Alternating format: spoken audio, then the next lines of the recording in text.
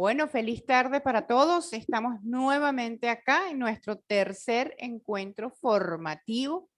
Hoy vamos a continuar con el tema de las necesidades generales que tenemos en las aulas neurodivergentes. Bueno, feliz tarde para todos. Estamos nuevamente acá en nuestro tercer encuentro formativo.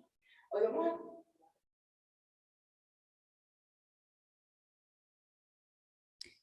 Bueno, en la clase pasada estuvimos haciendo un pequeño recorrido, pero bastante descriptivo, acerca de lo que representan las necesidades de interacción social y sobre todo aquellas que están relacionadas con la vulnerabilidad emocional.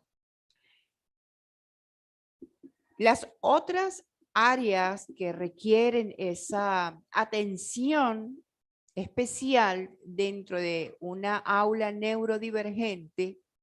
Recordemos que cuando hablamos de neurodiversidad, para seguir aclarándolo, porque pareciera que el concepto como que llama mucho la atención. Entonces, como todo concepto, la neurodiversidad representa un paradigma, es un concepto social. No hablamos de un concepto científico, hablamos de neurodiversidad como una concepción social inclusiva que hace referencia a la diversidad de las mentes, el funcionamiento mental de los seres humanos. Cómo funciona ese ecosistema humano a nivel de lo que es la parte neurobiológica. Y considerando que cada cerebro es casi que una huella dactilar, pues decimos que todos tenemos nuestra particular forma de procesar la información, de enfocar, de interpretar, de visualizar. Y eso nos hace divergentes desde el punto de vista neurobiológico. A veces pareciera que es un juego de palabras. Por supuesto, como toda idea innovadora, genera sus personas que están a favor, otras que no lo están. Es un concepto que llama a la reflexión de lo que representa verdaderamente la diversidad. Exactamente, y eso es lo sabroso, pues. Generar esa discusión desde el punto de vista de la disertación de las diferencias de la diversidad humana. Entonces, dentro de ese enfoque, es que nosotros pretendemos, pues, no generar una nueva forma de condición neurobiológica, porque no lo es.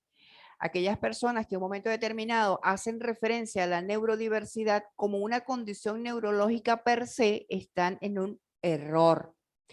La neurodiversidad, repito, hace referencia a un paradigma, a una concepción social llamada a la inclusión de las diferentes formas de pensamientos y formas de procesamiento de la información o de funcionabilidad.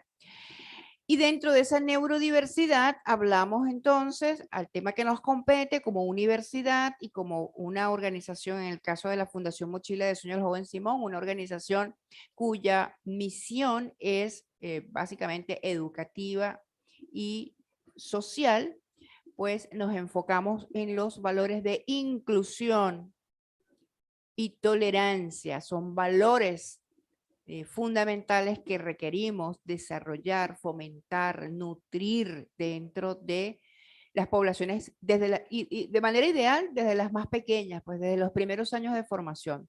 Y cuando llegamos a la universidad, tenemos que enfocarlo como que ese profesional que está en proceso de formación es casi que representando a ese niño, a ese profesional en la niñez, que va iniciando un proceso, digamos, de nuevo ciclo vital, ya como ente, como sujeto autónomo e independiente.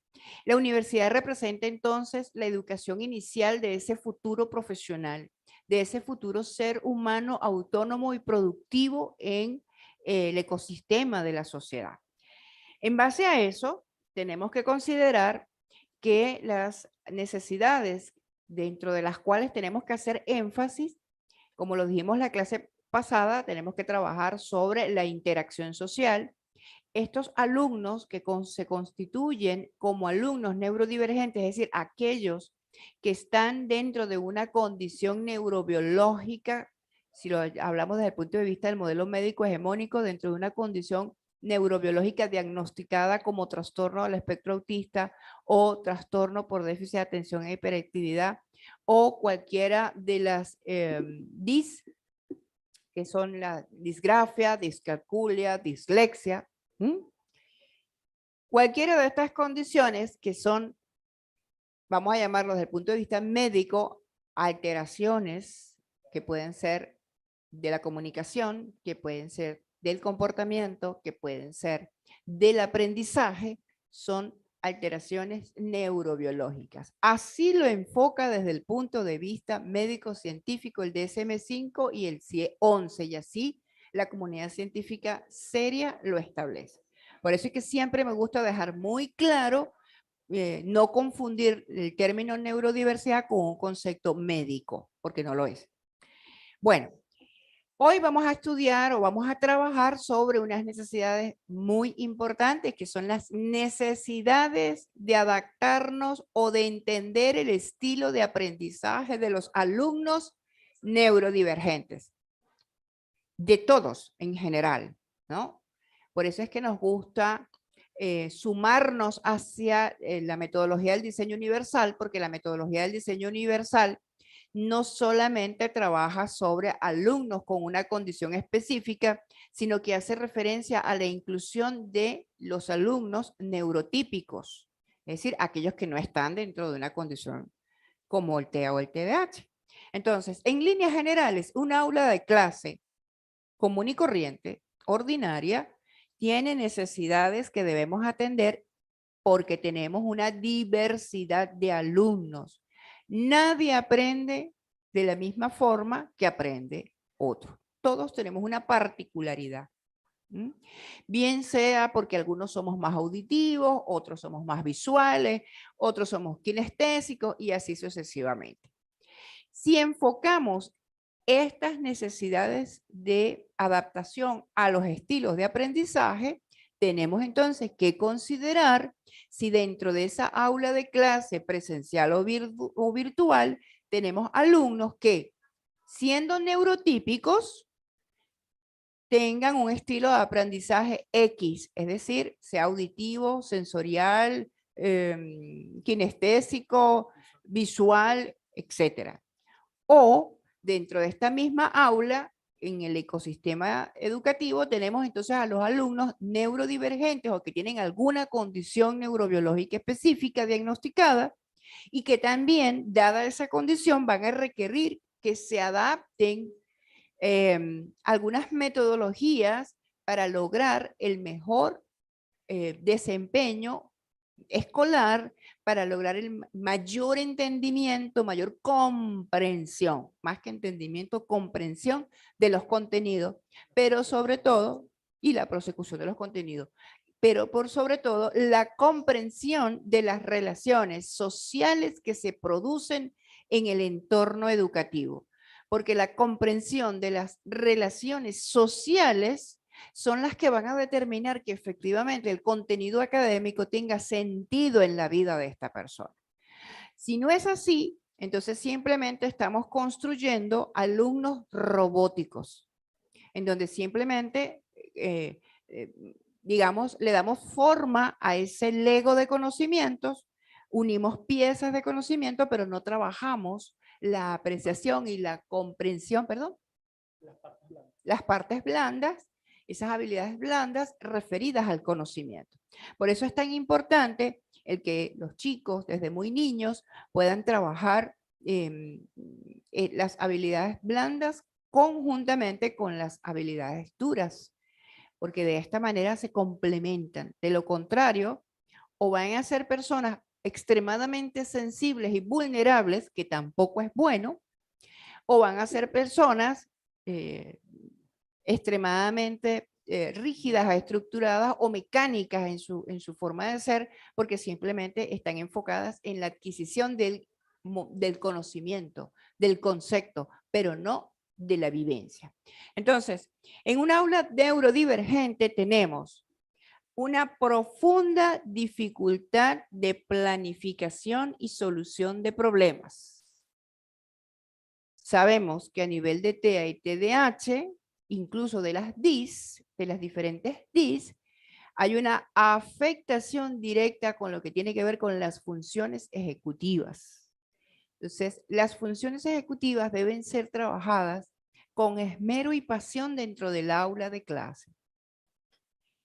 Y aunque ustedes no lo crean, las funciones ejecutivas deben ser trabajadas desde el ángulo de la emocionalidad, desde el ángulo de lo afectivo, como lo hemos venido hablando durante todo el curso.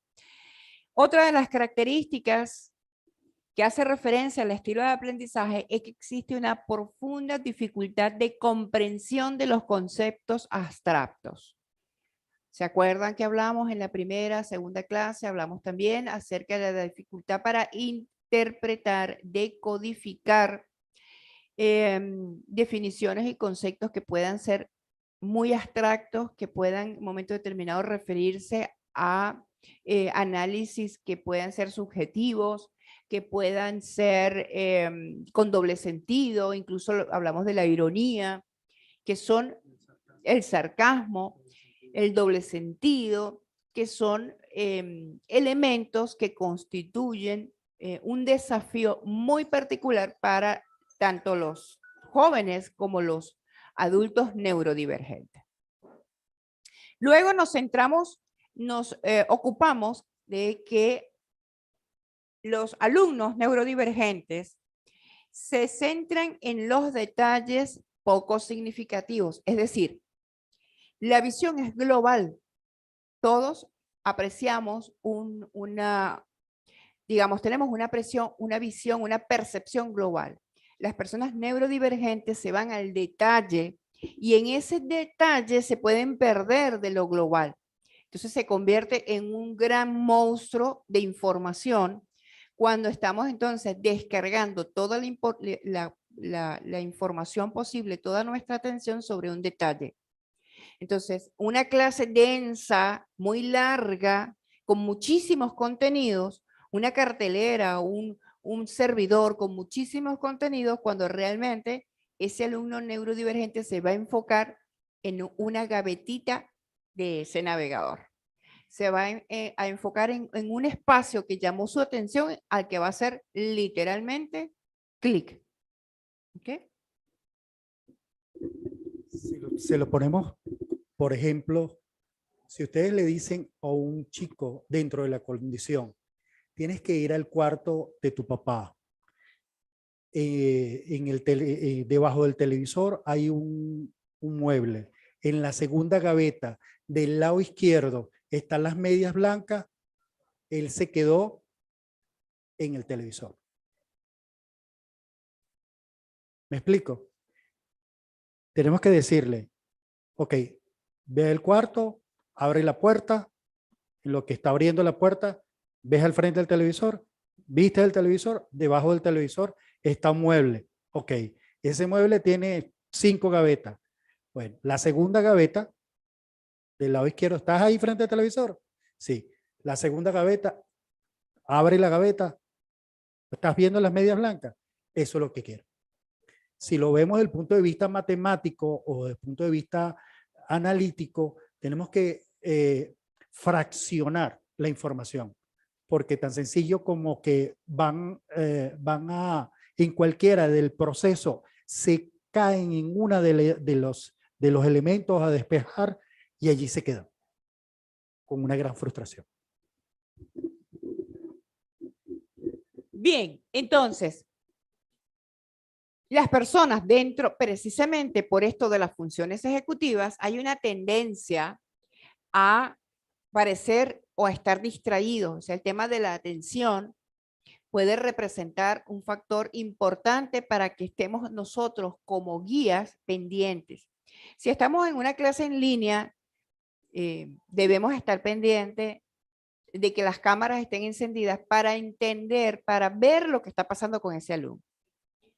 Se ha creado la costumbre porque todo lo que ha llevado la pandemia, esta adaptación con sus pros y sus en contra hacia la virtualidad. Hoy en día, pues lo más común que tenemos es conectarnos a nuestras aulas virtuales, pero dentro de este sistema de creencias nuevo que estamos construyendo, también hemos construido malos hábitos y hemos trasladado los malos hábitos de las aulas presenciales a las aulas virtuales.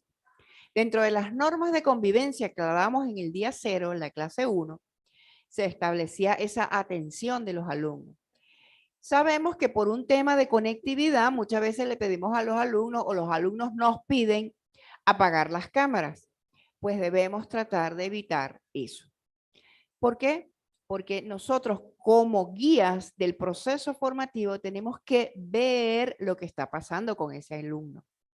Tenemos que percibir e interpretar si realmente hay una conexión entre lo que se está dando y,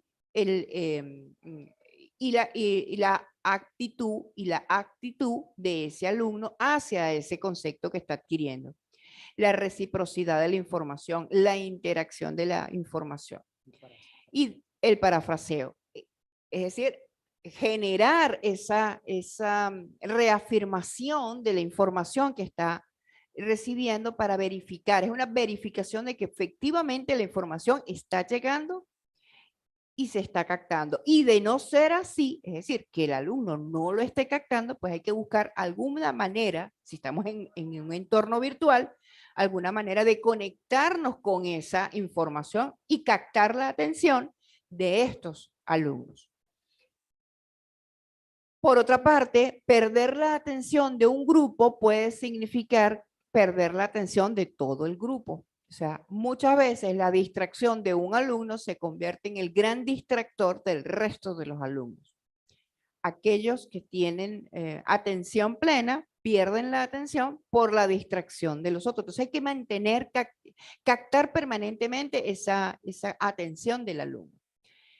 Seguimos con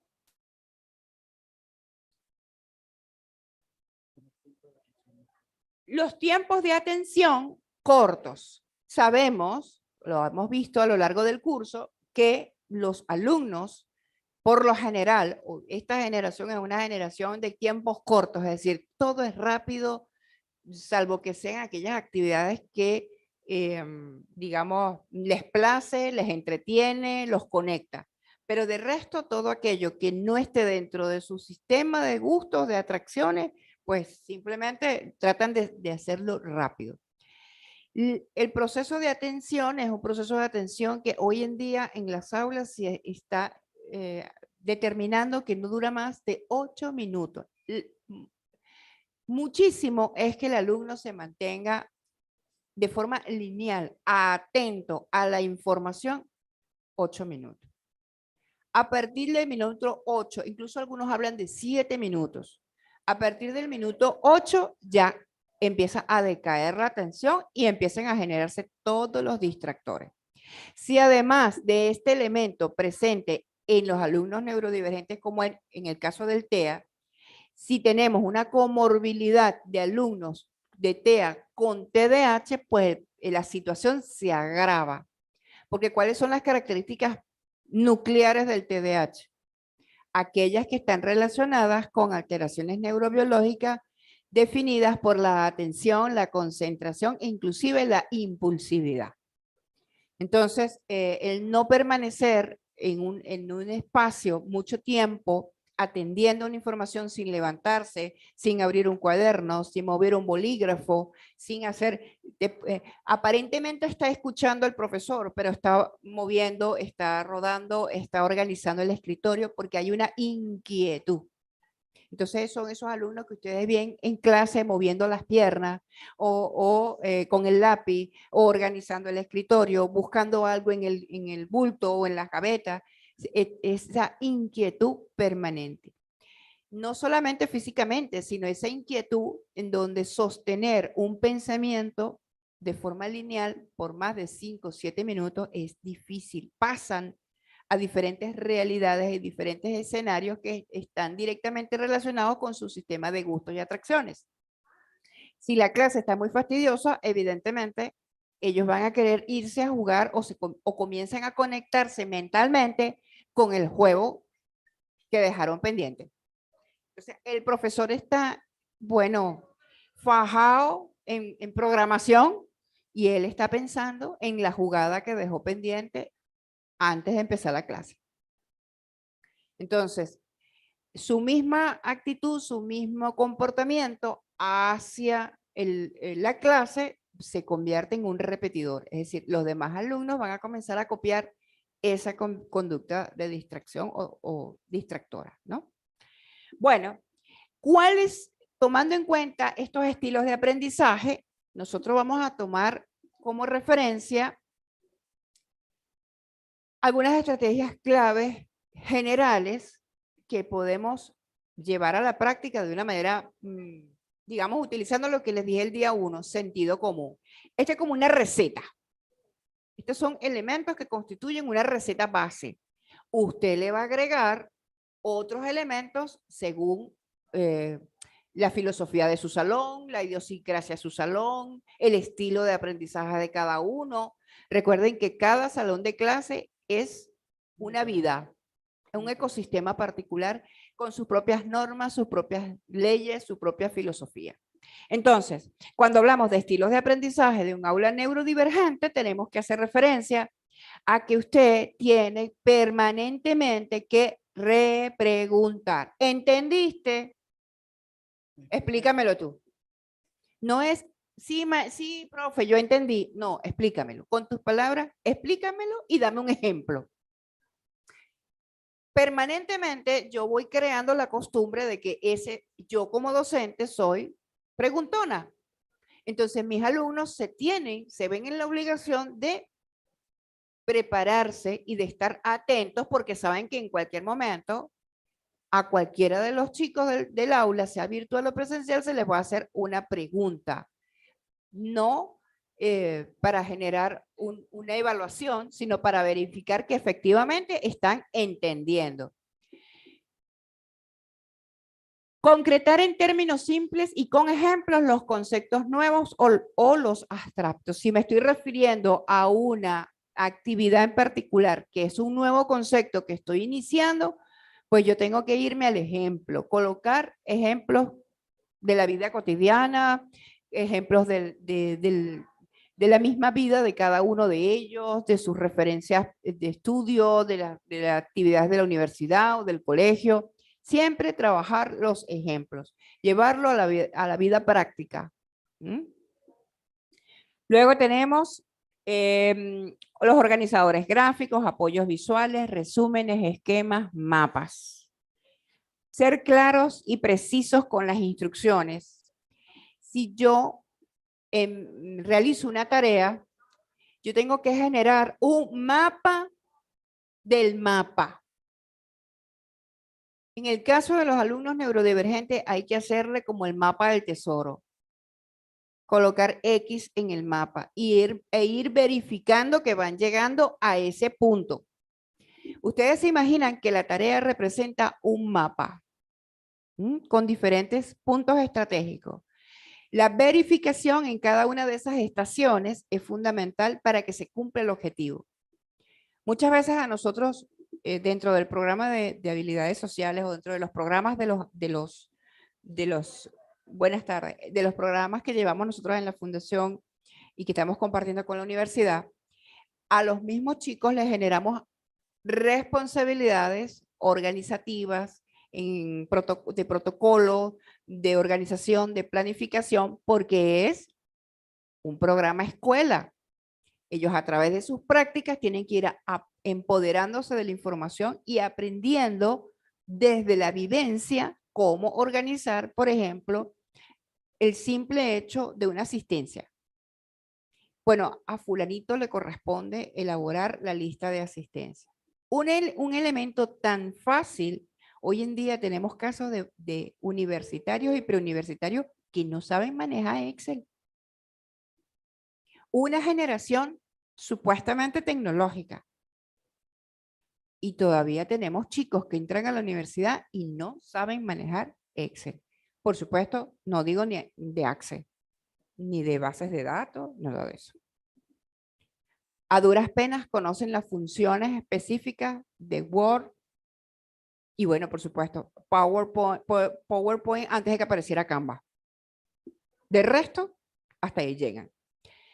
¿Cómo hacemos para que se produzca ese aprendizaje? Y ustedes dirán, wow, pero ¿cómo yo no tengo el tiempo para acompañarlo en ese mapa del tesoro hasta cumplir el objetivo? Pues usted va a dedicarle el tiempo a desarrollar ese mapa una vez y va a dejar los puntos de verificación claros para que ellos generen esa autoevaluación y esa autoverificación. Pero tenemos que tomarnos el tiempo de elaborar la primera vez ese mapa. Sea de matemáticas, sea de historia, sea de arte, de la materia que sea, de robótica, de lo que ustedes se imaginen. La primera vez, ustedes tienen que generar esa sábana y tienen que generar el paso a paso como una receta de cocina, igualito.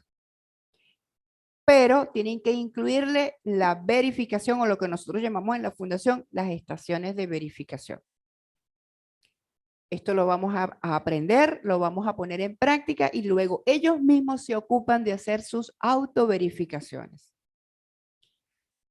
Como les dije, ejemplos sencillos como establecer la lista de asistencia de los participantes del día de hoy, por ejemplo, o de la actividad que tienen mañana. Esa actividad está a cargo de un líder de grupo. Ese líder de grupo sabe que tiene que cumplir unos pasos previos para pasar la lista de asistencia al personal de seguridad. Fíjense, una cosa sencillita que es de la cotidianidad. ¿Por qué? Porque simplemente le decimos, hazme la lista de asistencia, prepara la lista de asistencia para el día del sábado. Nosotros acá en la universidad tenemos que pasarle al equipo una lista de asistencia de las personas que participan en el programa de apoyo. Esa lista de asistencia la tienen que realizar ellos. Eso implica que tienen que generar primero una base de datos, ubicar a las personas. En esa base de datos que van a tener nombres, apellidos, teléfonos, correos electrónicos, confirmar la asistencia, verificar y todos aquellos detalles. Ese es el mapa que ellos van a desarrollar. Luego tienen que generar la verificación. ¿Por qué me detengo en un detalle tan tonto como lo que representa una lista de asistencia para un evento? Porque esas son las cotidianidades y es ahí donde se caen los alumnos que tienen propensión a la distracción, a la inatención, a ser estimulados por distractores. Bueno,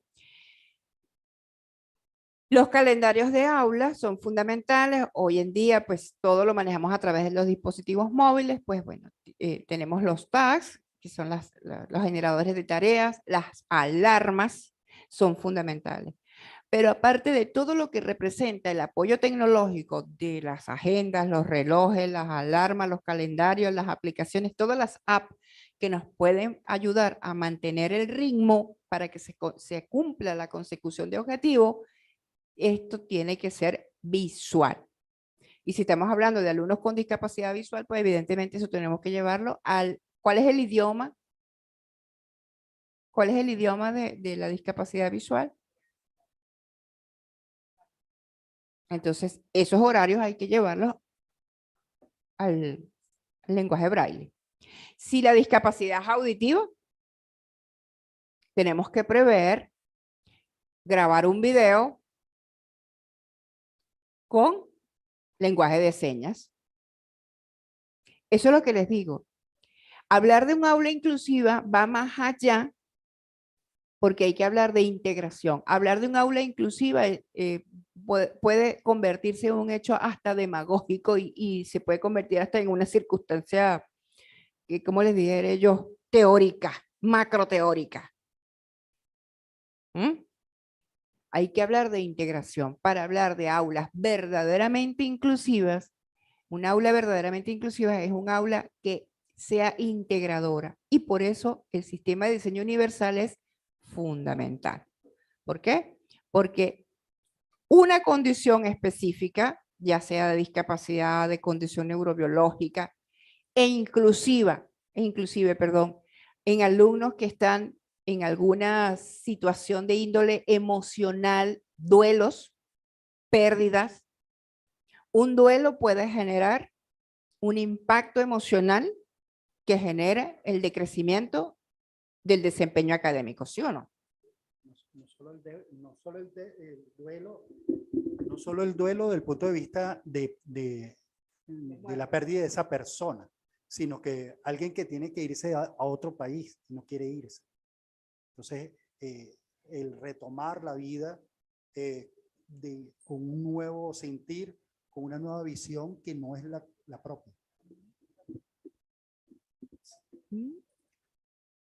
Las relaciones afectivas, como decíamos en la clase pasada, si algo tiene esta generación, bueno, nosotros también lo fuimos, pero si algo tiene esta generación es que, bueno, ellos viven en un drama Kardashian. Permanentemente viven en un drama Kardashian. Eso es todo el tiempo y a nivel afectivo viven en una circunstancia, en una situación. Las pérdidas de esas relaciones afectivas también influyen sobre su proceso y hay que tomarlas en consideración y no utilizar los recursos, bueno, tú eres tal cosa, ¿cómo es que se te ocurre perder tu tiempo? No, hay que respetarle su proceso porque eso forma parte de su emocionalidad.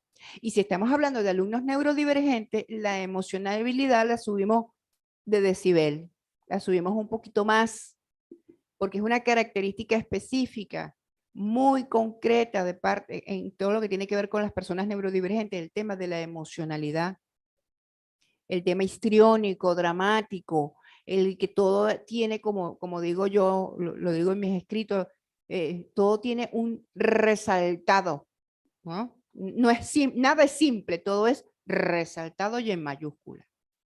Es importante, por ejemplo, montarnos en la metodología de los juegos, en el sentido de que los juegos, pierdas o ganes, siempre te van a decir, lo hiciste bien, puedes mejorar. Entonces, y es un tiempo de 2 minutos, 3 minutos, están haciendo la afirmación, pierdas o ganes. Las personas dentro de la neurodiversidad siempre necesitan ese chócalo. Lo estás haciendo bien. Ok, sigamos entonces. Media de los problemas, hablando de los dramas Kardashian, media problemas de conducta con contratos y economía de fichas. La negociación. Parte también lo que hablamos en la otra clase pasada que nos referíamos a la vulnerabilidad emocional. Negociar las normas dentro del salón de clase, normas creadas por ellos mismos y que ellos mismos se conviertan en los defensores de esas normas, es un avance importante dentro de las aulas neurodivergentes. Negociar los contratos emocionales es sentarnos en un proceso de ganar-ganar. Por ejemplo, hace un par de días nos contactaron dos escenarios distintos. En un caso, un alumno de 5º año que, bueno, cada vez que hay algo que no se ajusta a su gusto o a sus necesidades, pues él hace una rabieta emocional de adulto. ¿Eso qué significa? Se sale del salón de clase, interrumpe, genera una situación y se va a caminar. Y por supuesto, el docente se angustia, no puede soltar el aula, se genera una situación. Cada vez que hay algo que se sale. Segundo escenario, nos llama un papá a las 11 y pico, casi las 12 de la noche, desesperado porque el muchachito tenía algo así como 2 horas en un ataque de llanto y de pataleta porque no quería soltar el videojuego. Y él nos colocaba, yo le compré el dispositivo con el videojuego para estimularlo y hacerle un regalo, etcétera, etcétera. Y ahora el bendito videojuego se está convirtiendo en una situación que yo tengo que ir a trabajar y miren la hora que es y tiene 2 horas llorando de manera, fíjense, 2 situaciones. Una de un niño de 5º año, de un joven de 5º año y otra de un niño pequeño, 8 años. 8 años. Bajo esa misma situación, Y bajo esa misma situación, inclusive no sabía trabajar el perder en el juego. Hacía crisis porque perdía en el juego. Entonces, uno de los elementos que se repite en los alumnos neurodivergentes, en los casos de TEA y TDAH, es el no aprender a negociar. Son tosudos, tercos. Entonces, ¿de dónde lo aprendieron? Entonces, no es que sea solamente una característica. Claro que es una característica que se hace presente en esa resistencia porque tiene un pensamiento estructurado, porque todo aquello que se salga de lo que considera está dentro de su cuadrito, para él es un motivo de estrés y de ansiedad, y de alguna manera a través de la pataleta o del llanto se genera ese soltar, ese autorregularse, vamos a llamarlo así. Pero si nosotros lo vemos desde el punto de vista de el sistema de creencias, ¿de dónde lo aprendió? Entonces, los primeros que tenemos que aprender a negociar somos los adultos, para que entonces podamos sentarnos y explicar qué es un ganar-ganar. Y hablar desde la lógica, desde lo real, desde la consecuencia de lo que está generando ese comportamiento, por supuesto, dependiendo de la edad. En el caso del grande, ¿qué le decíamos nosotros? Te quejas, asumes que eres rechazado porque no te entienden. ¿Estás tú entendiendo a los demás? La presión que se está ejerciendo cada vez que ¿por qué no sentarnos y analizar qué es lo que te molesta a ti? Y ellos van a expresarte qué les molesta a ellos de ti. Evidentemente es una conversación con un adulto. Ya estamos hablando de un chico de 17 años que tiene la posibilidad de analizar como neurotípico, porque a los 17 años ya un joven dentro del trastorno, por necesidad, ha tenido que desarrollar algunas habilidades de adaptación social, quiera o no quiera, porque vive en un mundo neurotípico. Entonces ya a los 17 años, mal o bien, ha desarrollado ciertas conductas que le permiten de alguna manera subsistir, vamos a decir así, sobrevivir en el entorno neurotípico, desde el punto de vista de su enfoque personal, como lo ve él. En el caso del pequeñito, oye, yo que te quiero tanto, que me sentí feliz comprándote, bajándote esta aplicación para que tú fueras feliz, y además de eso entender tu juego, y resulta ser que ahora el juego se ha convertido en problema. Entonces, bueno, si vemos que esta situación continúa y que ese juego no te hace bien, sino que te hace daño, vamos a tener que eliminarlo. Y comenzar a generar pues ese proceso de reflexión acerca de lo que representa ese juego mal utilizado. ¿Mm? Son pequeños detallitos. La cuestión con los alumnos neurodivergentes y con las familias neurodivergentes, o con las familias que vivimos dentro de una discapacidad específica, es que queremos que los resultados sean así. Y que obtengamos de nuestros hijos y de nuestros alumnos cambios inmediatos, porque lo vemos como adultos neurotípicos. Y me incluyo, porque aunque yo soy una mujer neurodivergente, orgullosamente neurodivergente, con todo lo que representan mis desafíos, viví y vivo en un mundo neurotípico que me obligó a aprender destrezas sociales para sobrevivir en ese mundo, en ese ecosistema social. Tuve que aprenderlas. Pueda que no entienda la gran mayoría y pueda que me cueste muchísimo adaptarme, pero tengo una necesidad de pertenecer a una sociedad y llevar una vida lo más normal posible. Entonces, tenemos que aprender a negociar con los muchachos, tanto los alumnos grandes como pequeños, presenciales como virtuales, hay que negociar en base a la mejor negociación, que es todos ganamos, nadie pierde. Ganar, ganar. Ustedes ceden como docentes, ellos ceden como alumnos. ¿Mm? Bueno, separar las tareas en pequeños pasos. Lo que hablábamos del mapa. Tenemos la costumbre que cuando giramos instrucciones en el salón de clase, disparamos, no hablamos. Agarramos la ametralladora, la cargamos de información y yo les puedo garantizar que ese alumno se les quedó por lo menos en la tercera bala verbal. Me pasa a mí con mis muchachos de la fundación. Y he tenido y a veces, bueno, quiero, Dios, decirles de todo. ¿Cómo es posible que si yo te dé la instrucción?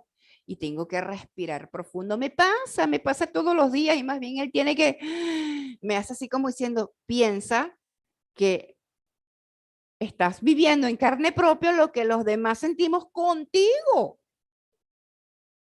O sea, te está ocurriendo a ti como guía, como docente y como mamá, lo que me pasa a mí como tu esposo. Entonces, empiezo, me salta, como decía el chiste cubano, me salta la computadora. Y digo, epa, ven acá. Entonces, tengo que respirar profundo y darme cuenta que yo le estoy girando instrucciones a mis muchachos, como no quiero que me las giren a mí. Yo quiero que él me diga, me explique las cosas, a mí que se me quema el agua para hacer el café, bueno, que él me explique paso a paso cómo tengo que hacer yo. Él tiene 13 años explicándome cómo cortar el pollo. Y yo no sé cortar pollo. Porque no me interesa cortar el pollo. Además, después me obligan a cortar el pollo.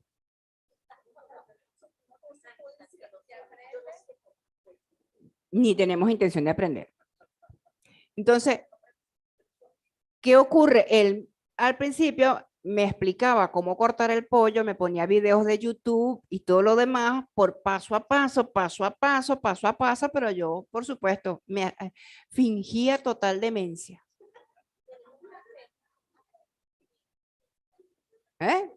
Fingía total demencia porque yo, evidentemente, si yo hacía el esfuerzo de comprender, yo sé que ese pollo lo iba a tener que picar yo el resto de mi vida.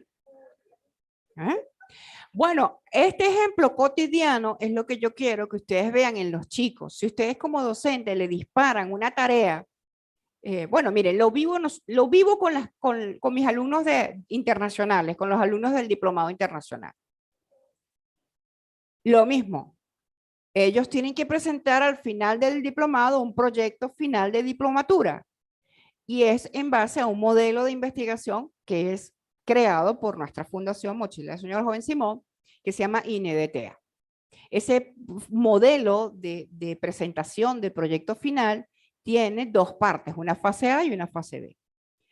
Bueno, yo les quiero decir que para explicar eso, paso a paso, ellos tienen un manual que fue registrado, todo lo demás, con video.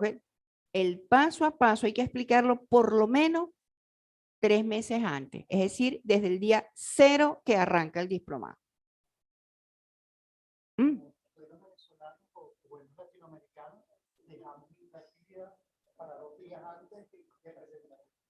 Entonces, eso ocurre también.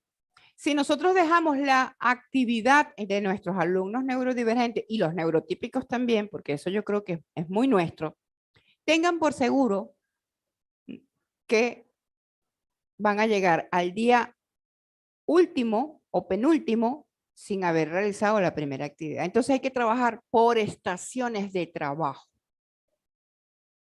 con los alumnos. ¿Por qué? Porque se pierden en el tiempo. La instrucción se pierde. Entonces hay que trabajar estaciones de trabajo y las estaciones de verificación y autoverificación. ¿Qué hacemos nosotros? Damos un módulo.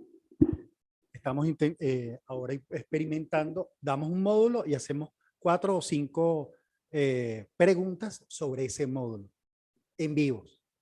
Preguntas inclusive que te llegan al celular y tienes que contestar verdadero o falso. Y en tiempo real, En 5 o 7 minutos estás respondiendo. Bueno, la otra que tenemos es las estrategias de los subrayados, de las notas, los organizadores. Evidentemente estamos con una generación y en una universidad tecnológica. Pero así como el libro no puede sustituir, no puede ser jamás en la vida ser sustituido por el ebook, porque lo que proyecta esto no te lo da el ebook ni el audiolibro. Es más rápido, sí. Cumple el efecto rápido, pero se olvida rápido. Pero la vivencia que tú tienes cuando tú abres el libro, lo bueno, en el caso de los neurodivergentes como yo, nosotros olemos, tocamos, porque es la aventura de lo que representa una página. Eso no me lo da el audiolibro. El subrayar, aunque uno por ahí que viene de familia de librero, que yo tengo que comprar 2 libros, uno para rayarlo y otro para la biblioteca.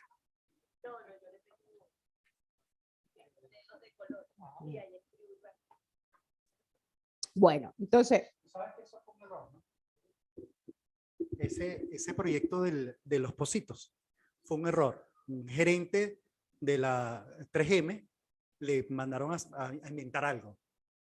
Y él inventó esa pega. Y le dijeron, si esto no sirve, esto no pega nada. Y él dijo, claro que sí.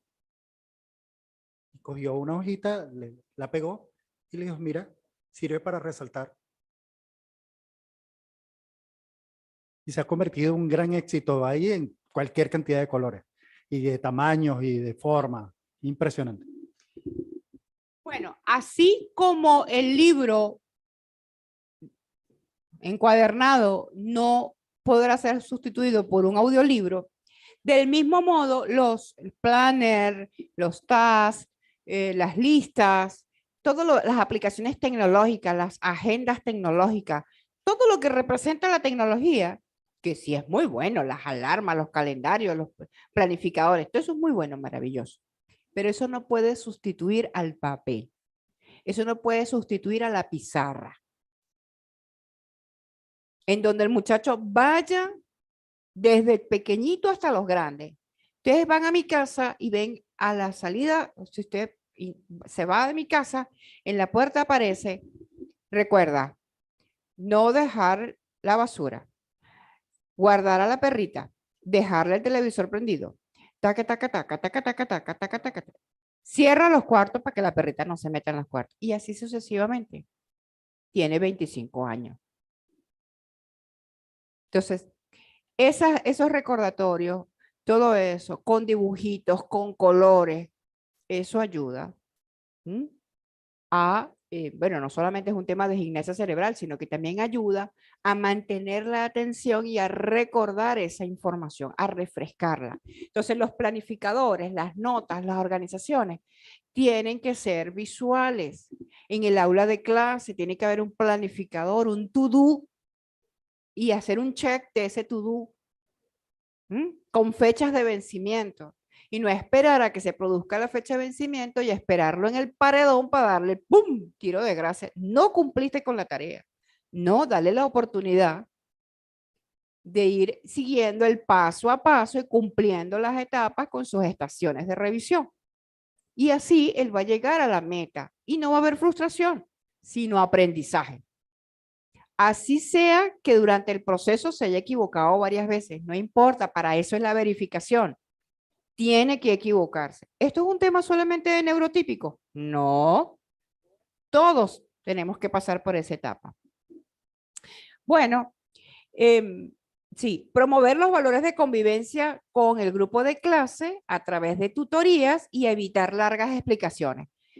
Antes de irnos a hacer una pausa activa, quiero trabajar un poquito este tema, la convivencia en los grupos de clase a través de las tutorías. No las tutorías de ustedes, las tutorías entre ellos mismos. Se aprende más cuando enseño. Cuando yo enseño, aprendo el doble. Entonces, si yo le genero a un alumno la posibilidad de explicarle a otro, estoy trabajando convivencia, liderazgo, desenvolvimiento, autonomía, autoestima y pare usted de contar. Entonces, denle la oportunidad de que se exprese ayudando a otros. ¿Mm? Si es bueno en cálculo, pues denle la oportunidad de que asuma un tema de cálculo y le dé a los demás muchachos o tome un grupo de la clase y se convierte en monitor de ese grupo. Bueno, el sistema de orquesta de Venezuela, desde sus inicios, trabajó la metodología de los monitores, que son los que están preparando para su proceso de dirección. Entonces, aquellos alumnos que tienen, se destacan en alguna de las, en microactividades, bueno, sobre esas microactividades se les genera esa responsabilidad y se les convierte en monitores. Y a su vez, ellos tienen que formar otros monitores. Entonces, se aprende doble. Enseñando, se aprende doble. Y finalmente, evitar las explicaciones largas por lo que hablamos al principio. A los 7 minutos, usted ya perdió ese muchacho. Así que o recurre al yoga de la risa, o recurre a las pausas activas, o recurre a un descanso, pero tiene que generar o aplicar la técnica Pomodoro. ¿Quiénes saben qué es la técnica Pomodoro? No toditos a la vez. O sea, hacemos pausas cada 20 minutos, nos levantamos, nos estiramos, cada 20 minutos planificamos una pausa en nuestro trabajo. Sin que represente, eso lo vamos a ver después con un poquito más de calma, pero eso es básicamente una técnica Pomodoro, hacer descansos de 20 minutos, con levantarme y cambiar de escenario. Tengo que cambiar de escenario y regresar. ¿Ok? Bueno, vamos a hacer entonces la pausa activa. Ok, necesitamos 3 personas, 3 voluntarios. 3 voluntarios que no hayan participado antes. 3 voluntarios que no hayan participado antes. ¿Tú? Véngase, que tiene el vehículo propio.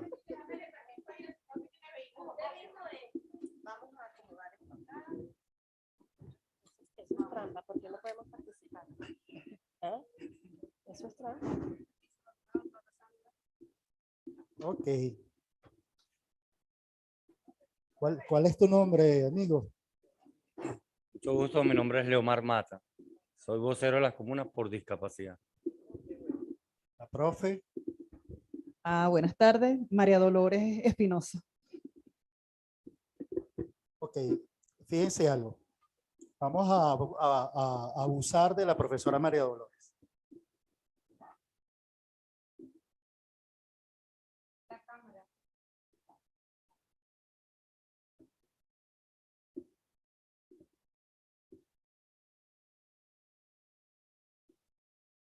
Ok. Aquí ¿tu nombre?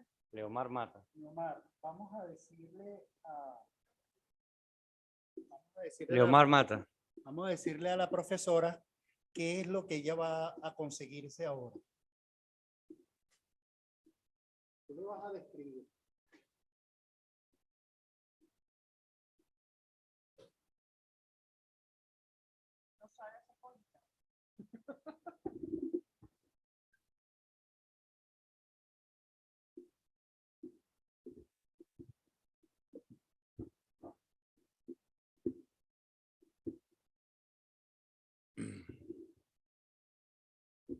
Cuando llega el invierno, aparecen muchas flores, muchas ramas. Y dentro de esas ramas hay una que más te gusta. ¿Cuál será? Esas ramas suelen... Las ramas suelen aporrear, pero son muy bellas y muy queridas por ustedes. Y cuando uno llega, la tiene que acompañar con un chocolate. Cuando uno llega de tarde, con excusa, no haya cómo dar la cabeza, de afrontarte, llega y te regala eso y unos chocolates para que te calme. Y a veces te lo acompaña con un vino. ¿A qué te huele? Esas mismas son.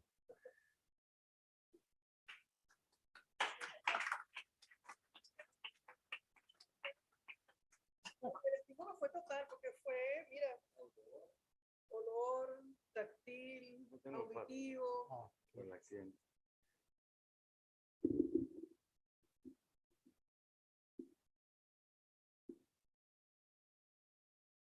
Ok, fíjense. Una de las cosas que, muchísimas gracias, amigo, muchísimas gracias, profe. Una de las cosas que vamos a aprender, le vamos a enviar un video para que nos sigan esta información, es que la parte inicial, cuando nosotros se está creando el cerebro, es precisamente el área del olfato, el área más grande que surge en el momento embrionario. Y esa área del cerebro, del olfato, se va minimizando en la medida que el bebé va creciendo. Pero es precisamente esa área del olfato, igual que el tacto, que son dos de las áreas que tienen mayor cantidad de neuronas. ¿Qué yo hice? Con un lápiz llevé a la profesora a que se imaginara que estaba percibiendo las espinas de una rosa. Y luego le puse un olor a rosa. E inmediatamente ella, ¡pum! ¿Qué sentiste, profe? Fíjense que, por aquí no, me va a levantar. Fíjense que fue bien interesante el ejercicio. Fue bien interesante el ejercicio. Limpiando la espalda de la profe. Porque fue acompañado primero con la palabra del compañero, ¿cómo me dijiste tu nombre? Neomar, ¿no? Con N. Con el sentido de cómo él describe, y yo estoy en mi imaginación ya creando pues ese momento de la rosa. Ya yo sabía que era una rosa, pero me lo confirma el tacto y me lo confirma aún más el aroma.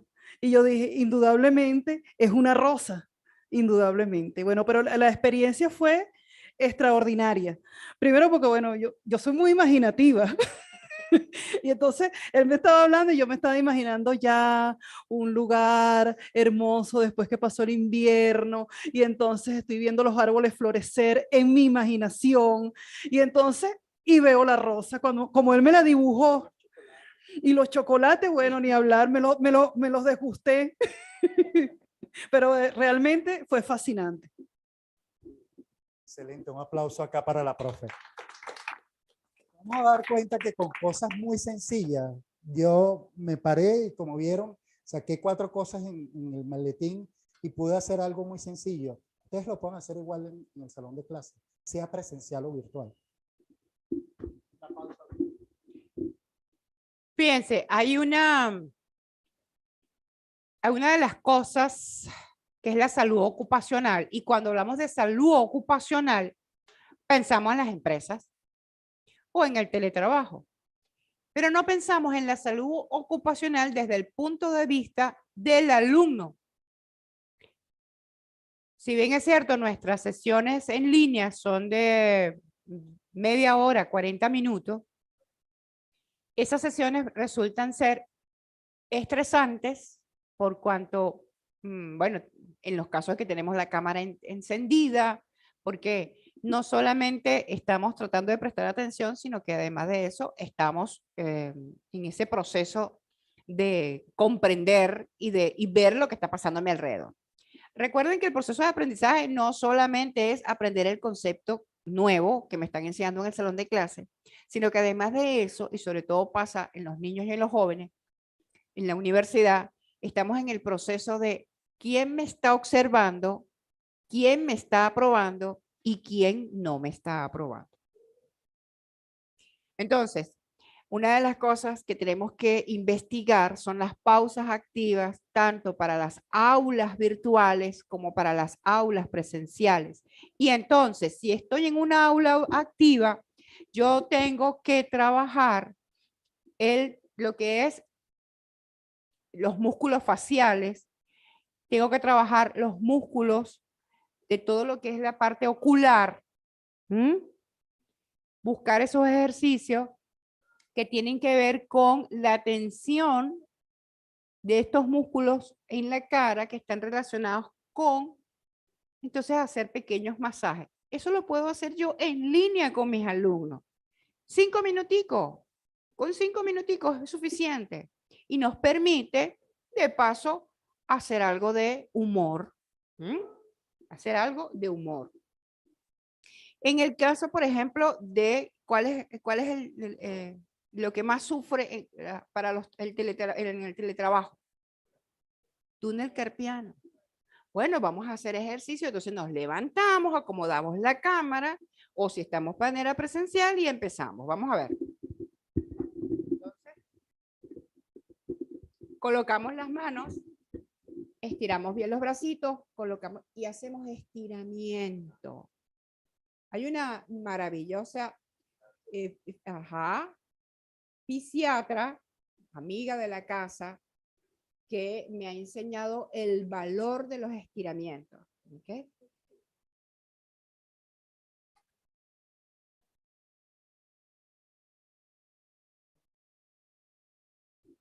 También una de nuestras docentes, la profesora Jennifer, nos ha hablado muchísimo acerca de lo que es el tema de la respiración. Estiramientos con respiración. Un estiramiento. Este ejercicio que estábamos haciendo ahorita, con respiraciones, 2, 3 respiraciones profundas, y luego y volvemos a retomar la clase. ¿Qué pasa? El cerebro se oxigena. ¿Qué necesita un alumno neurodivergente? ¿Qué necesita un alumno con una condición de discapacidad? Oxigenación. Todos. Pero en el caso de aquellos alumnos donde hay una mayor afectación de las funciones ejecutivas, necesitamos mayor oxigenación. ¿Ok? Y por eso entonces es importante que veamos, toda la semana les traigo 2 o 3 libros, ¿sí o no? Vamos a ver cuántos han buscado la literatura que les he traído. ¡Ay, papá! Bueno, aquí tenemos una que escribe el director del equipo directivo de la Federación Nacional de Ajedrez, gran amigo, Ubencio Blanco, y un libro que se refiere a por qué el ajedrez en las escuelas. ¿Ok? Yo no necesito, ¿cómo que se dice la partida? No necesito generar un simultáneo. Miren, yo puedo hacer con una jugada, con una sola jugada, yo puedo generar una actividad y puedo provocar en mis alumnos un ejercicio mental, con una jugada.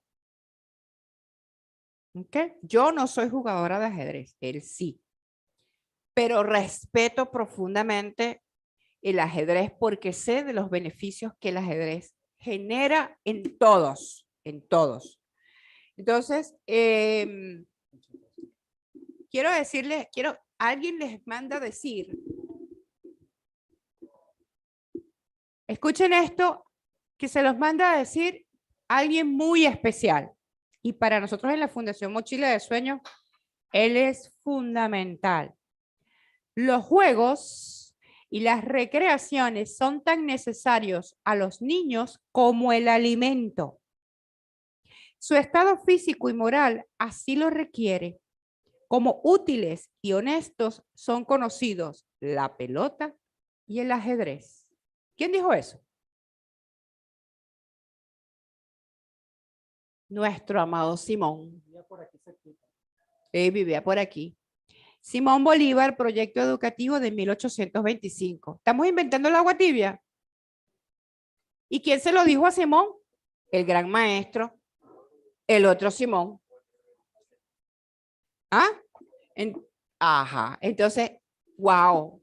Con una jugada podemos generar una actividad de clase que puede procurar esa actividad mental para retomarlo.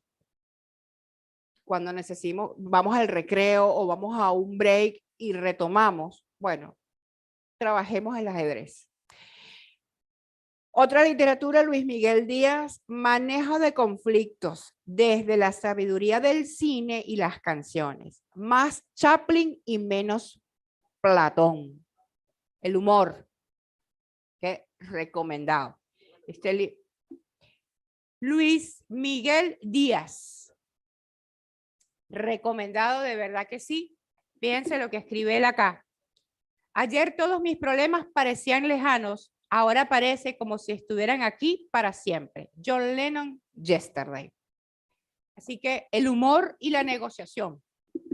Inclusive el mismo Chaplin decía, un día perdido es un día en el cual no nos riamos. Bueno, para nosotros es un verdadero placer estar aquí, compartir espacio con nuestro psicólogo, con nuestra profe Marifre Aguilar y el capitán Carlos Monsalve. Bienvenida.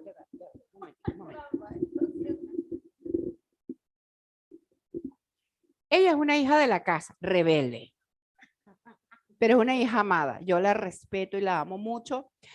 Es un profesional de la psicología que ve a la neurodiversidad con el corazón. Y este es un mensaje para el gremio de la salud.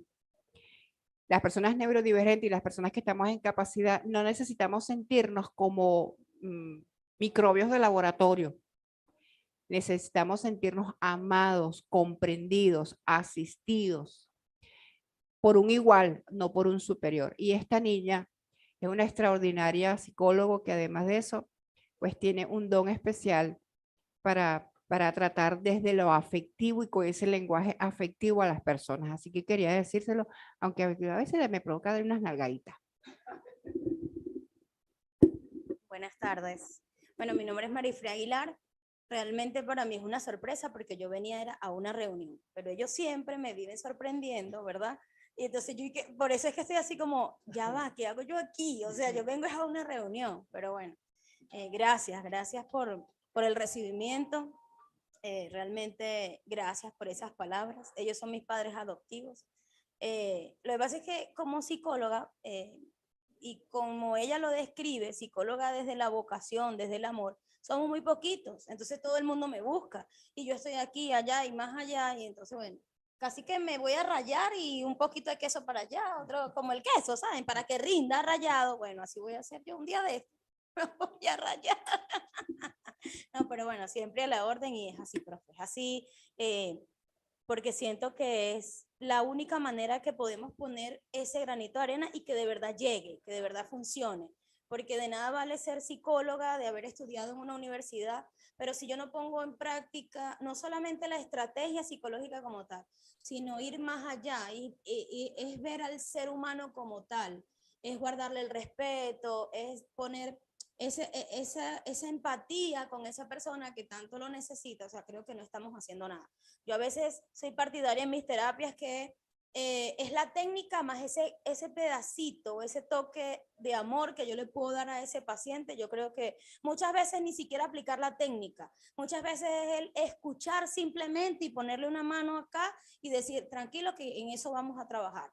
Parece ser que eso es mágico, o sea, el hecho o el gesto que uno le pueda brindar a esa persona, yo creo que de verdad muchas veces es lo que más funciona. Entonces, bueno, estamos a la orden, como siempre digo, a la orden y Estilo de aprendizaje. Ah, ok. Estamos trabajando sobre los estilos de aprendizaje en las aulas neurodivergentes y hablamos un poco sobre las estrategias tomando en cuenta los kinestésicos, los auditivos. Brevemente, ¿qué nos pudieras compartir, pues, en tu experiencia como psicólogo? ¿Cómo abordar esas aulas? Aquí estamos desde el punto de vista alumnos universitarios, los grandes olvidados dentro de la neurodiversidad, porque todos creen que nos quedamos chiquiticos y no crecemos. ¿Cómo abordar ese aprendizaje a nivel universitario? Y también, pues, con los pequeños. ¿Cuáles son esas estrategias de valor que tú sientes que se adapte a cualquier estilo de aprendizaje.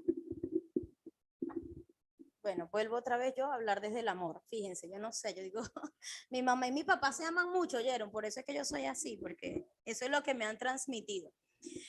Los estilos de aprendizaje son los canales por los cuales nosotros los seres humanos aprendemos. Si tenemos 5 sentidos, pues por supuesto que a través de esos 5 sentidos nos va a llegar la información. Sentidos es el proceso, ¿ok? Cuando nosotros percibimos la información, o sea, la sentimos primero o es captada por los sentidos y luego la procesamos a través de la percepción, ¿ok? Son 2 procesos.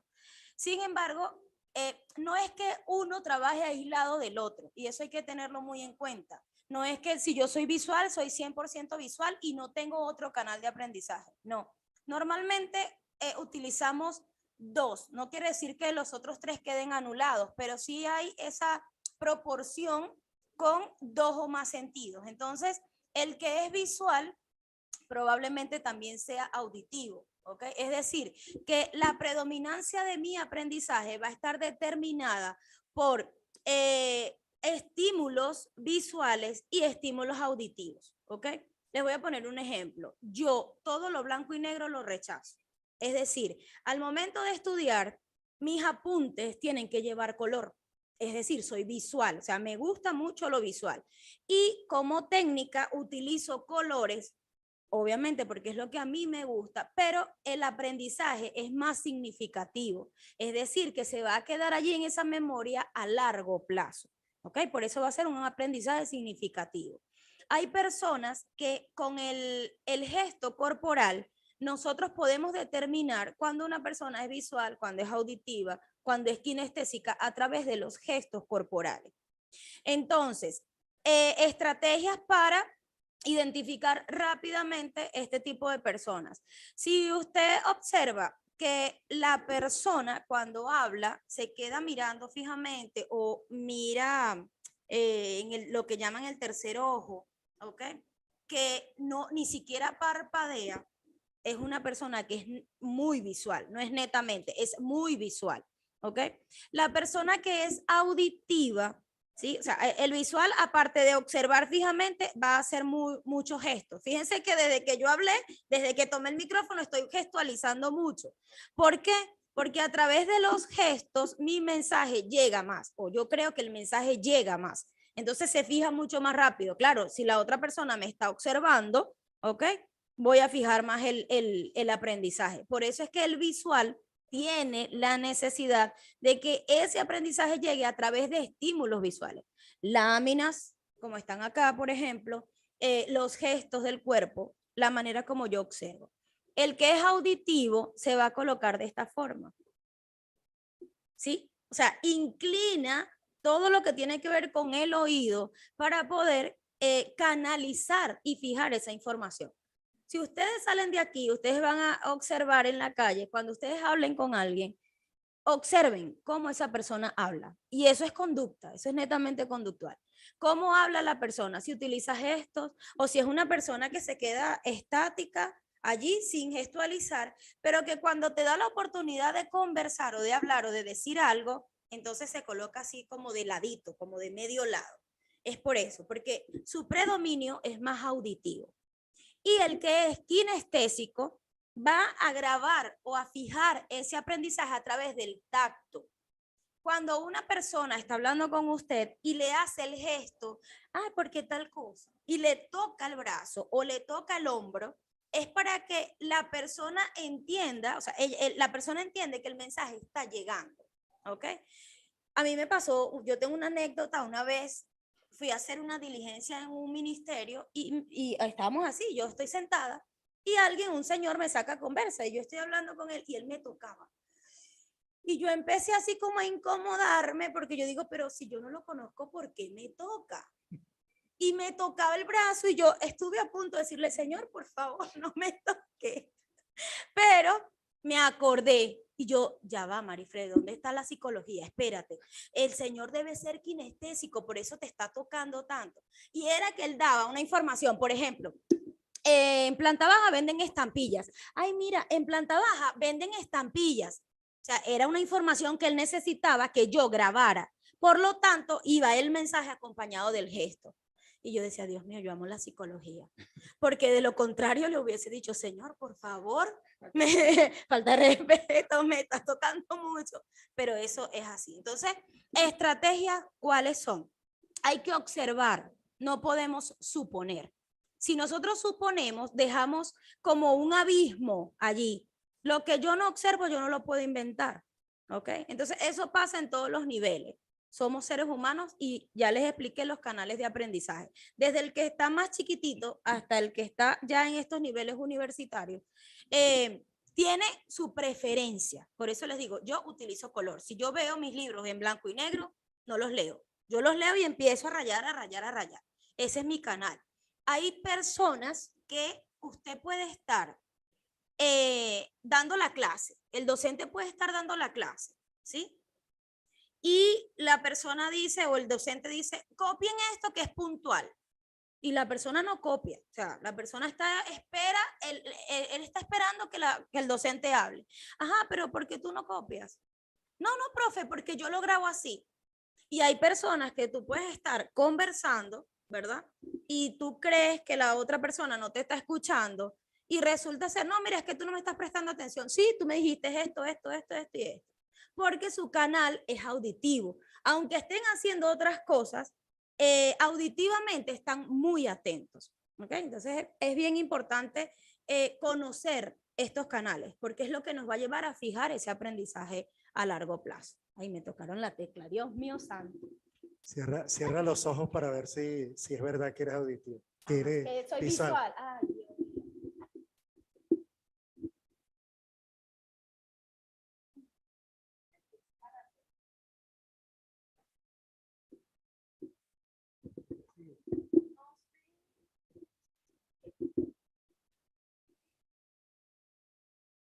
Cuidado que le pica, cuidado la muerde.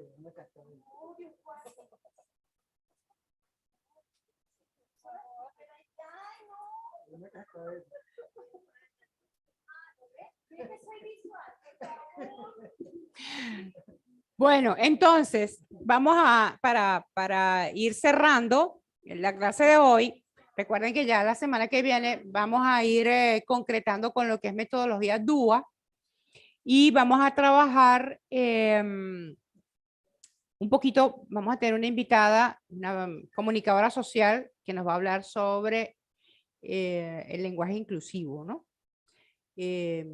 Cuál es realmente los mitos y realidades del lenguaje inclusivo. Pero, bueno, desde el punto de vista entonces de lo que son las estrategias para trabajar dentro de un aula neurodivergente, que como les digo, se habla de neurodivergencia para trabajar la referencia social de las condiciones neurobiológicas del TEA, TDAH y otras parecidas. Pero cuando hablamos del cerebro neurodivergente, hablamos de la necesidad de crear un nicho positivo. El nicho positivo es una estrategia que establece Thomas Armstrong para abordar precisamente los casos de neurodiversidad.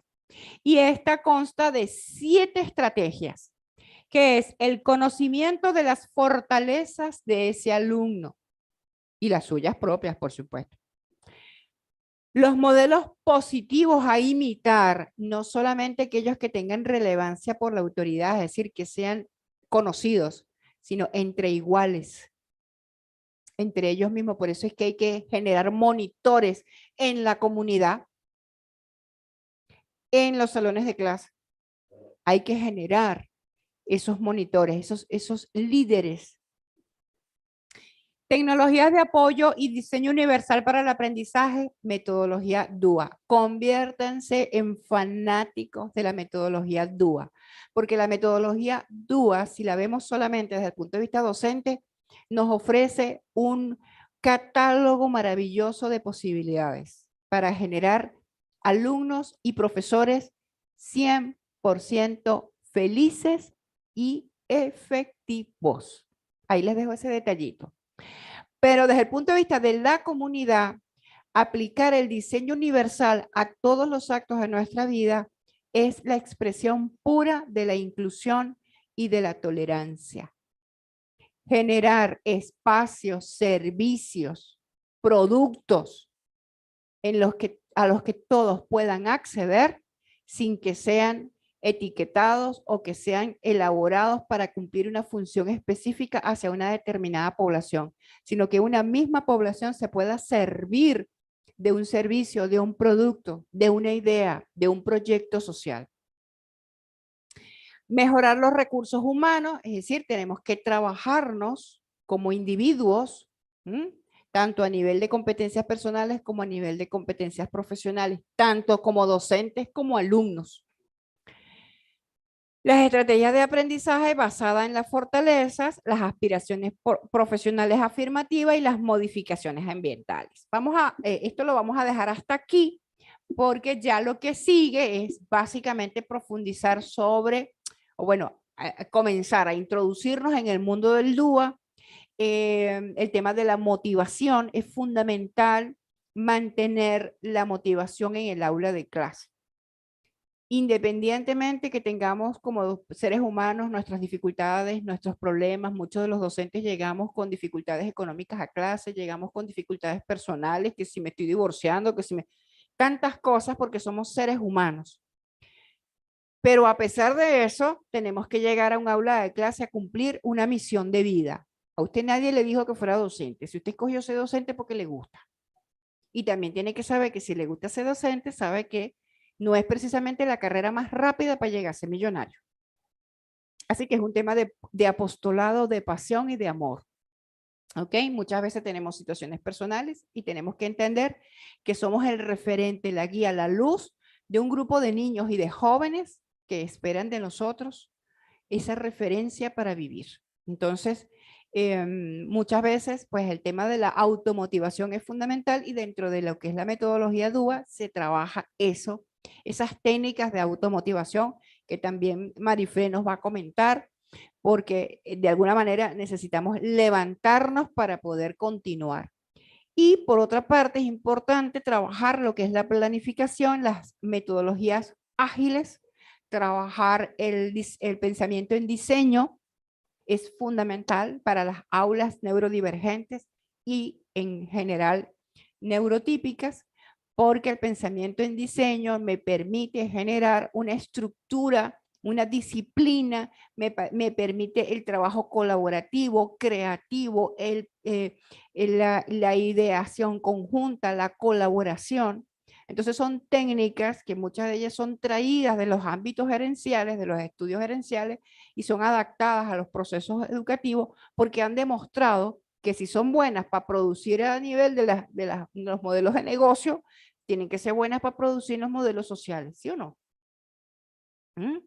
Entonces, si han sido capaces de generar grandes ganancias para modelos de capital, también pueden dejar grandes negocios, grandes ganancias para generar modelos educativos exitosos. Y están fundamentados en eso, en el autocrecimiento, automotivación, autoaceptación y autovaloración. Bueno, ¿alguna pregunta, algo que decir, algo que comentar? Porque ya estamos de ida hasta el próximo viernes.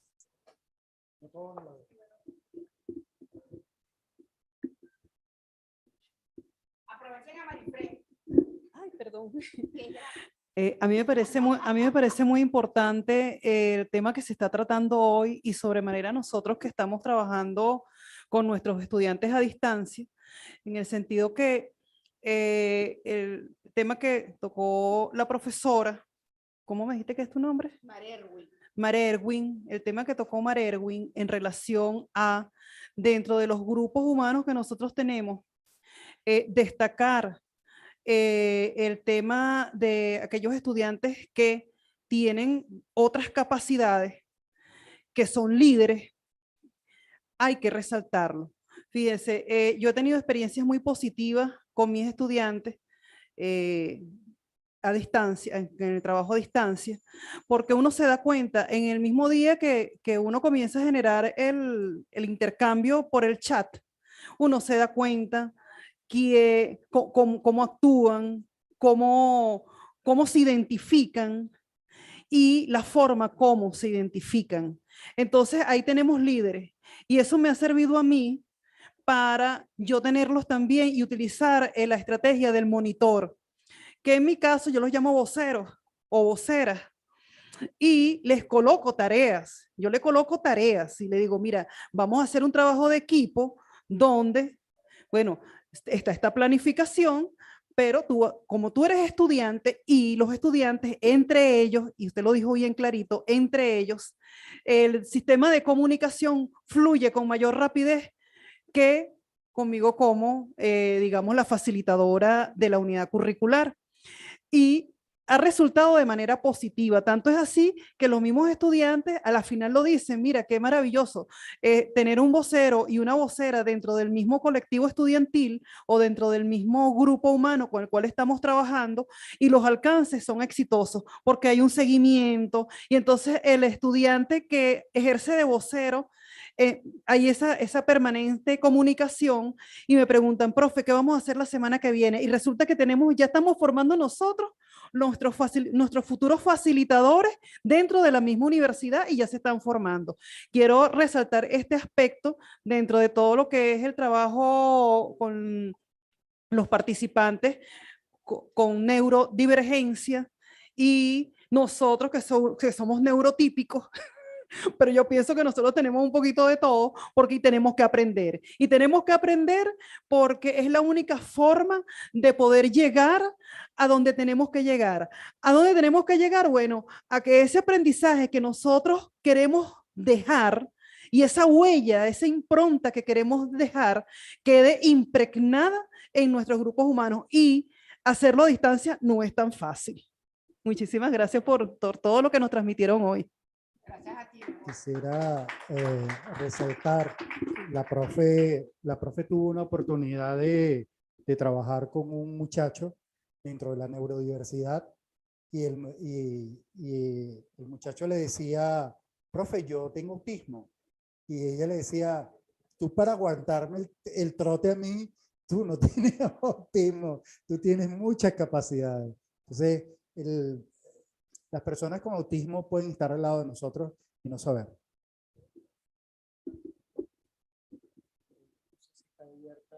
¿Qué? Está abierta la participación por el canal YouTube, ¿no?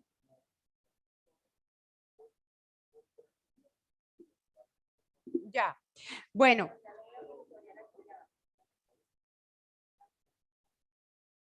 Bueno, nada, fíjense.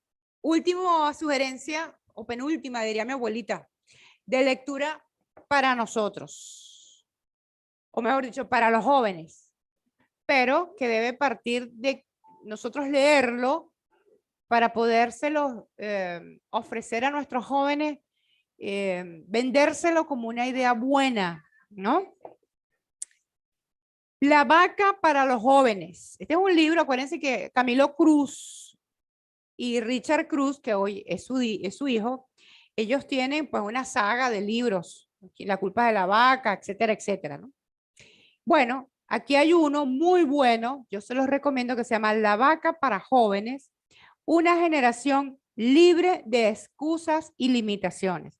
¿Ustedes se acuerdan cuando les decía que muchas veces discutimos con nuestros hijos y con nuestros alumnos porque les damos indicaciones y las indicaciones no se cumplen? Y nosotros entonces nos alteramos y decimos, pero es que tú no lo quieres hacer porque no eres un irresponsable, porque no estás respetando las normas de la casa, no estás respetando las normas del salón, tú no sirves para nada. X. Muchas veces utilizamos expresiones y frases que son muy duras para referirnos a los chicos cuando no cumplen con instrucciones precisas. Pero se nos olvida que como líderes y como guías de esos chicos, no supimos dar las instrucciones. Y un principio gerencial es que un buen líder es aquel el que enseña la primera vez y no necesita enseñar otras veces porque la primera vez lo hace bien hecho. Lo hace con cariño, lo hace con un aprendizaje afectivo y efectivo. Liberar a los jóvenes de excusas y limitaciones parte de crearles ese mapa del tesoro del que yo les hablaba. Establecer la ruta y a lo largo de la ruta ofrecerles entonces estaciones de descanso, estaciones de reflexión, estaciones para medir gracias mi niña, para medir cómo van esas mejoras o si hay una situación en la que hay que parar. ¿Mm? Ok, acá el chat, la última dice Yeisa Rodríguez Esteves, pregunta. ¿Cómo se puede emplear una estrategia de aprendizaje basado en problemas? Entiendo que deben ser problemas lógicos, pero en la redacción, en lo literal, ¿cómo se hace obvia la solución? No sé si quieres tú contestarle esa. Dice, ¿cómo puedo emplear una estrategia de aprendizaje basada en problemas? Entendiendo que deben ser problemas lógicos, pero en la redacción, en lo literal, ¿cómo no hacer obvia la solución?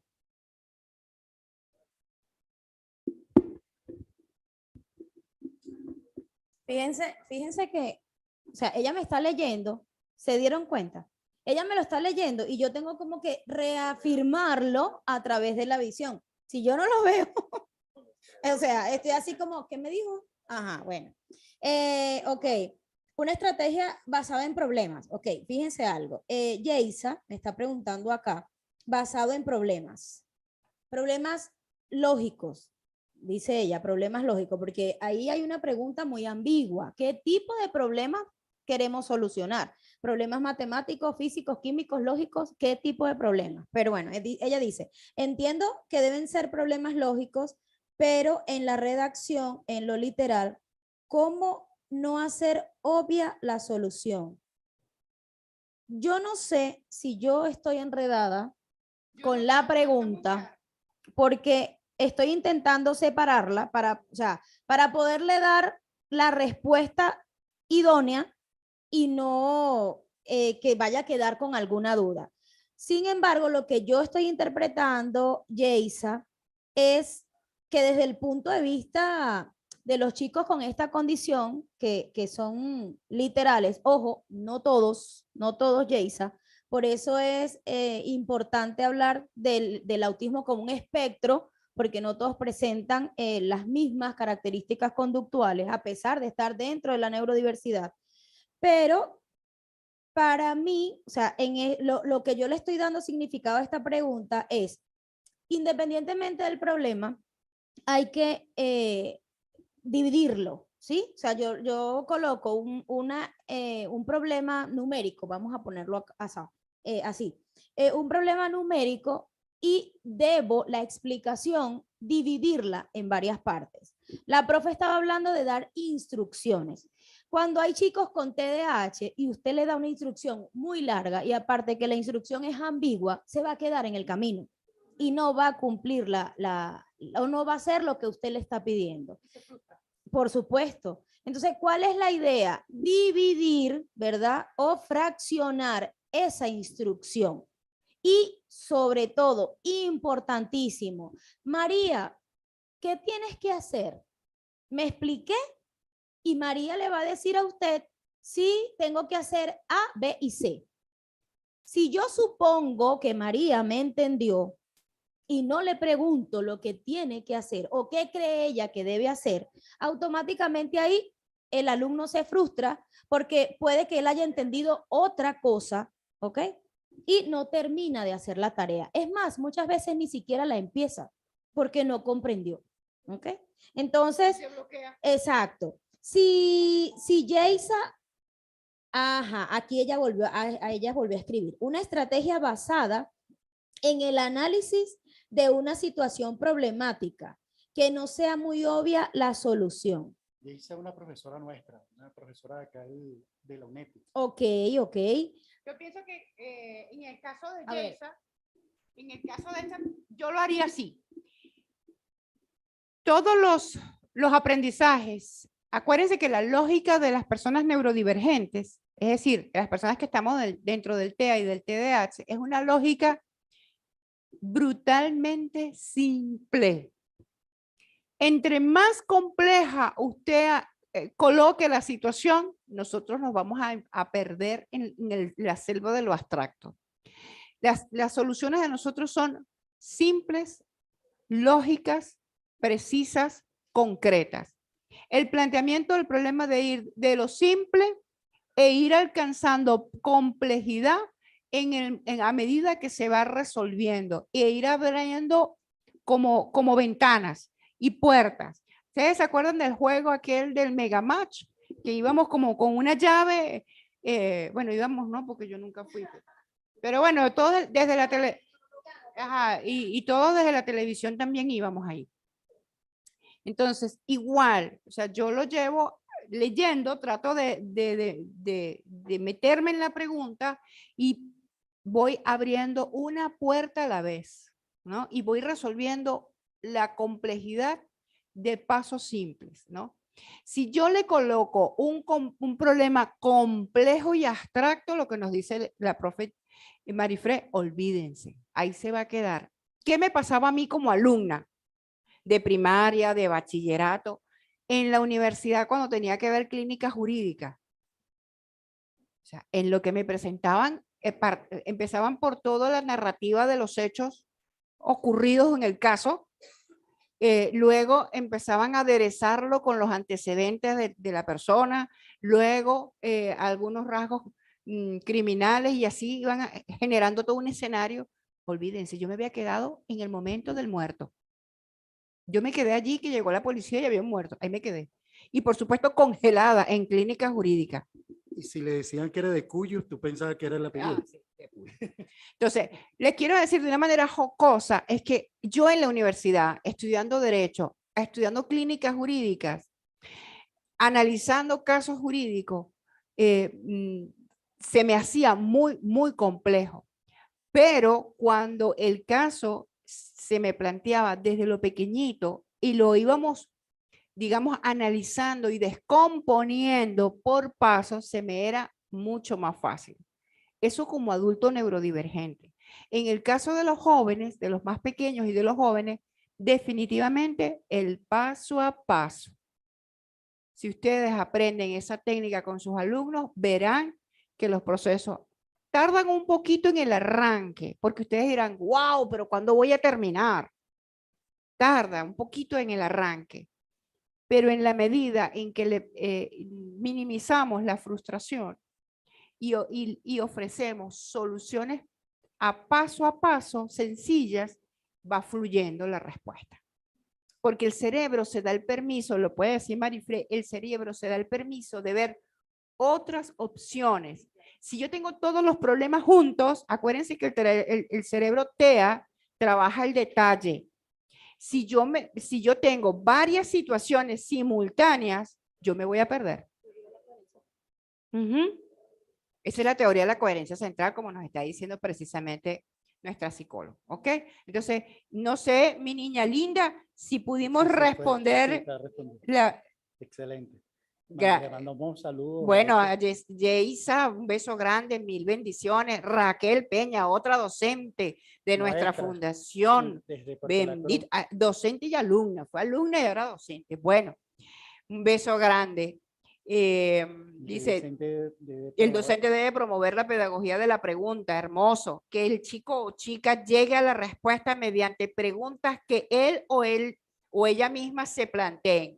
Esa pedagogía la propone Freire, exactamente, Raquel, una extraordinaria docente, además de eso, investigadora, metodólogo, artista, de todo tiene. Bueno, mis amores, llegamos al final. Además que por ahí hubo una profe que me invitó para la Feria del Libro, yo quiero irme con ella para la Feria del Libro.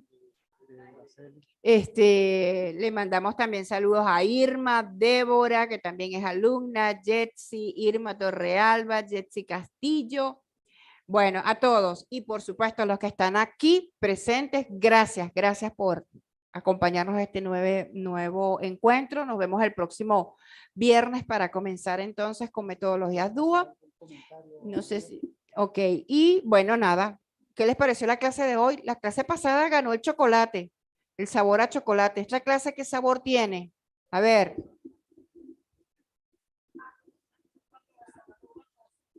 Rosa. Bueno, nada, para los que nos ven en línea, un beso grande, mil bendiciones, gracias por estar aquí y eso es lo que queremos, llegar cada vez más, gracias a la Universidad UNED y a todo su equipo docente, académico, jurídico, tecnológico, operativo, Así es, María, por favor, María. Bueno, un beso a todos. Gracias en el nombre de todos.